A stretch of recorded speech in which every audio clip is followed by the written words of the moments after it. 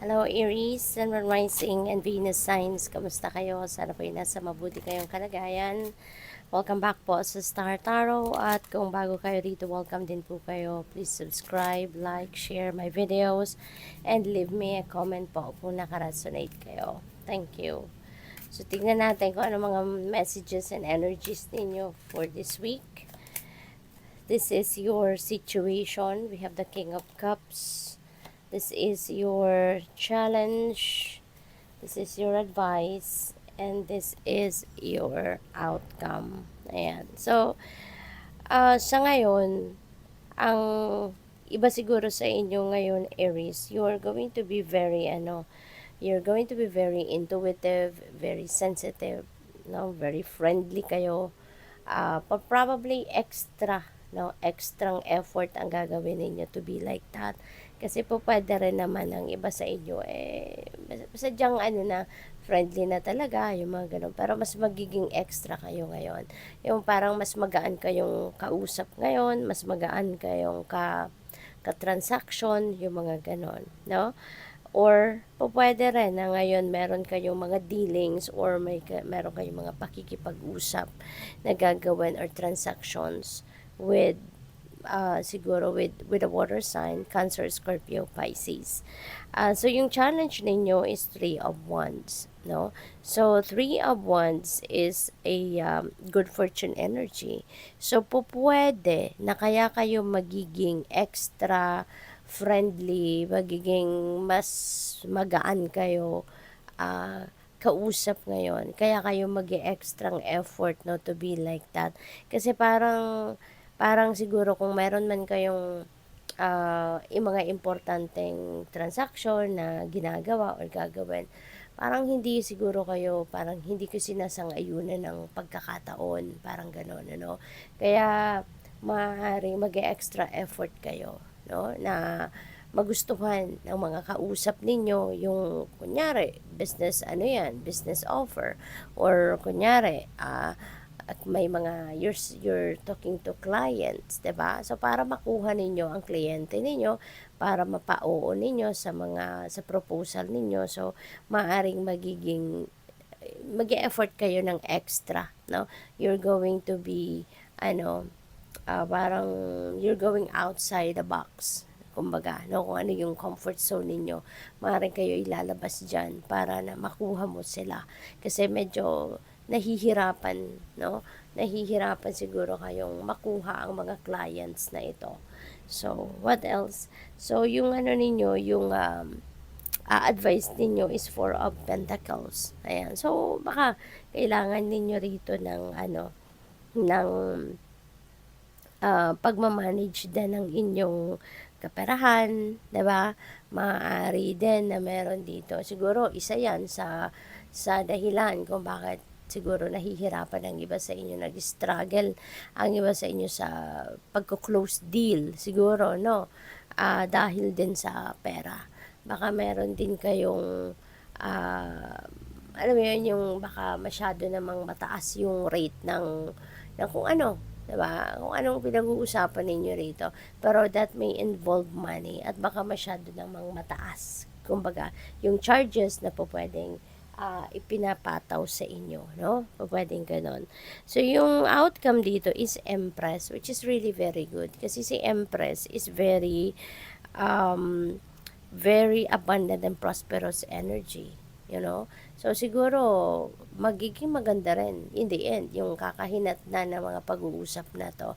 So yun nga lang, no, sa una lang may challenge nga siguro kayo sa pakikipag-usap or para makuha ninyo yung deal na to, medyo may hirap, may challenge, no. Pero at the end of the day, siguro mas magiging maayos din ang kalagayan ninyo, mas magiging maganda rin, no, yung magiging sitwasyon ninyo. Kasi baka mas pag nandun na kayo, nagsimula na kayo sa inyong negosyo, siguro kung let's say for example negosyo ito, baka magiging maganda rin ang kalakaran, no? Kasi din, no, kumbaga siswertehin na din kayo. So, tignan natin kung ano pa yung mga energy surrounding you this week. Kuha tayo ng clarifiers para dito sa mga cards na to. So, we have, for the King of Cups, we have King of Pentacles. Ayan. So, magiging maganda, no? Magtatagumpay kayo dito sa, ano ninyo, sa kung ano man ang endeavor ninyo rito.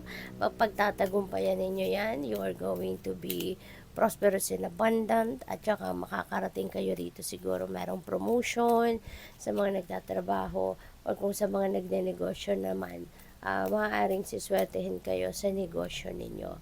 Mararating ninyo yung tuktok, kumbaga, no? Yung tugatog ng tagumpay dito, and you will be abundant and prosperous, okay? So, with the Three of Wands naman, we have Judgment. Okay? So, dito naman sa Judgment energy, baka kailangan mo lang na i-assess din, hindi lang yung sarili ninyo, kundi pati na rin yung sitwasyon ninyo mismo. Maybe kailangan mong pag-isipan mabuti yung ano ninyo, yung tawag dito, yung strategy ninyo. Baka kailangan ninyong tignan din yung uh, kailangan ninyong tignan yung methodologies na ginagamit ninyo, yung mga tawag dito, yung mga strategies, and yung mga pamamaraan siguro, the way you handle things. Baka kailangan na pag-isipan mo yan, baka kailangan na reviewin mo yan, ano? Para siguro ma-improve yung ganun. So, what else? For Four of Pentacles, we have Page of Pentacles. Si Page of Pentacles, this is swerte sa pera, no? This is swerte sa pera. This is swerte din kayo rito sa magiging opportunities na papasok rito, no? Marami talaga, magiging abundant and prosperous kayo. Okay? At saka baka, pagdating ng bagay na yan, baka money will not be a problem anymore for you. 'Di ba? So, we have Page of Swords. Marami din kayong impormasyon na ma-receive sa ngayon, at ang mga impormasyon na to could also uh, give you a clarity, no? Baka magkakaroon kayo dito ng clarity of thought, magkakaroon kayo dito ng clarity ng inyong sitwasyon, 'di ba? Baka mayroong decision making na kailangan kayong gawin, financial decisions siguro na kailangan ninyo gawin, and that could be, maaaring 'yun ang pagmumula ng pagkakaroon ninyo ng kalinawan, 'di ba, sa inyong sitwasyon, at baka makakatulong mga impormasyon na dadating or mga impormasyon na makukuha ninyo ngayon, makakatulong na magkaroon kayo ng clear direction. Ano na nga ba ang kailangan ninyong gawing decision rito, no? So that is possible. So tingnan natin kung ano pa ang mga mensahe ninyo for the week.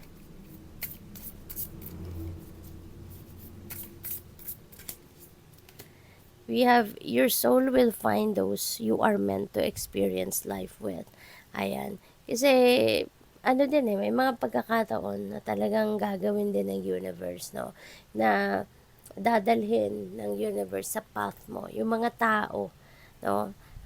Na kailangan na maging parte ng buhay ninyo at a certain period of time. The divine universe is going to make a way, diba? Para dalhin ka doon sa mga tao na kailangan mo at a certain period of time for a specific reason. Kumbaga, i-align, no, ng Panginoon sa path mo, yung mga ganyan. Kaya, you yourself, no, will find that. You yourself will be able to meet that person. And you will be, kumbaga, you will be attracted towards the path of that person as well. So we have wisdom, insight into the nature of physical objects give you foresight. So use your best judgment dito. At saka marami na kayong alam sa buhay. Marami na kayong natutunan din sa buhay, no? Marami na kayong lessons gained, no, sa buhay ninyo in the past.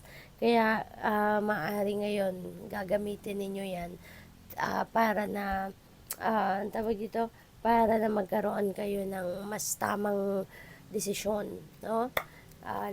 Siguro marami kayong importanteng kailangang pagdesisyonan, no? Sa ngayon.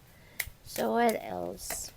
We have all that glitters. Ayan. So, reminder ito para sa inyo na hindi lahat ng makinang ay gold. Hindi lahat ng makinang ay mamahalin. 'Di ba? So, ibig sabihin no, na hindi lahat ng nakikita natin hindi lahat ng nakikita ng ating mga mata, yun na yun, no? Or yun lang yun. So, hindi. Kaya kailangan na, kunyari, sa tao yan, dapat mas kilalanin nyo pa. Diba? Lalo-lalo na kung meron kayong mga bagong kakilala. You know, wag kayong masyadong magtitiwala agad. Wag kayong masyadong, wag kayong masyadong, ang tawag dito, magbibigay agad ng trust ninyo. Kasi hanggat hindi ninyo nakikilala ang tao ng mas malalim, diba? So, kailangan na, ano muna, kalma lang. Okay? So, what else? We have rule, ward off negativity. Okay? Hang rule above your door to protect against curses and ill intentions. So, kung meron kayong halaman na ganito, no? Nakakatulong pala to, no, na mag-ward off ng negativity, mag-alis, kumbaga, ng negativity sa sarili ninyo, sa bahay ninyo, sa sa iba't ibang lugar, 'di ba? Pwedeng sa trabaho, pwedeng ninyong gawin 'yan, pwedeng sa kwarto ninyo, pwedeng sa tindahan ninyo, yung mga ganun. So, that can help you ward off negative energies. So, good luck sa'yo. Thank you for watching Love and Light. Namaste.